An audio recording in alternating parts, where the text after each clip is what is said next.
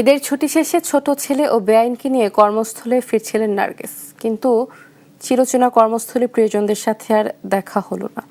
অপ্রত্যাশিত ট্রেন দুর্ঘটনায় মারা যান তিনি সহ ৫ জন। নিহতরা সবাই একই এলাকার। সহকর্মী অভিজিৎ ঘোষের রিপোর্ট, জানাচ্ছেন সীমান্ত বর্ধন।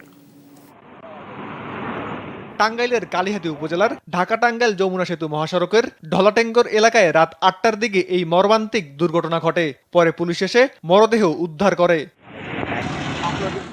গাইবান্ধা থেকে ঢাকাগামী বনশ্রী পরিবহন নামের একটি যাত্রীবাহী বাসের তেল শেষ হয়ে গেলে মহাসড়কের পাশে থেমে যায়। বাস থেকে কয়েকজন যাত্রী নেমে মহাসড়কের পাশেই রেল লাইনে বসেছিলেন। এ সময় ঢাকা থেকে ছেড়ে আসা সিরাজগঞ্জ এক্সপ্রেস ট্রেনের নিচে কাটা পড়ে একজন শিশু, ৩ জন নারী ও একজন পুরুষ ঘটনাস্থলেই নিহত হন। এদের মধ্যে একই পরিবারের ৩ জন।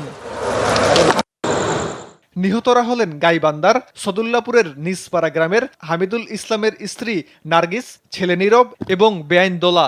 অপর 2 জন হলেন একই গ্রামের রাইজেলের ছেলে সুলতান ও আব্দুর রশিদের মেয়ে রিফা। 4-5 জন দৌড়ে নিচে নামছে, এখন ওরা শোনে নাই না কি করছে। পরে দেখি ট্রেনটা যাওয়ার পরে নিচে খালি আগুন বাড়াইতেছে, আগুন বাড়ার পরে সবাই খালি চিল্লাইতেছে যে লাশ লাশ। ট্রেনটা যাওয়ার পরে সবাই বলল কি যে হচ্ছে গার ট্রেনে নাকি লোক পড়ে গেছে। যাওয়ার পরে আমরা দেখি যে আমাদের বাসের যাত্রী।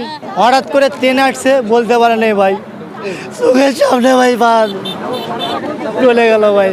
আইনি প্রক্রিয়া শেষে মরদেহ হস্তান্তর করার কথা বলছেন পুলিশের এই কর্মকর্তা। যারা রেল লাইনে বসাছে খেয়াল করে নাই, ট্রেনের নিচে পড়ে 5 জন এখানে ডেড বডি হয়ে গেছে। আমরা লাশ শনাক্তের চেষ্টা করছি, মোটামুটি পেয়ে গেছি। আইনগত ব্যবস্থা নেবো, আইনগত প্রক্রিয়া সমাপ্ত করে যার যার লাশ আমাদের স্যারে আসে, স্যারের অনুমতি ক্রমে যার যার লাশ তাদের কাছে আমরা দেব। সীমান্ত বর্ধন, নিউজ ডেস্ক, দেশ টিভি।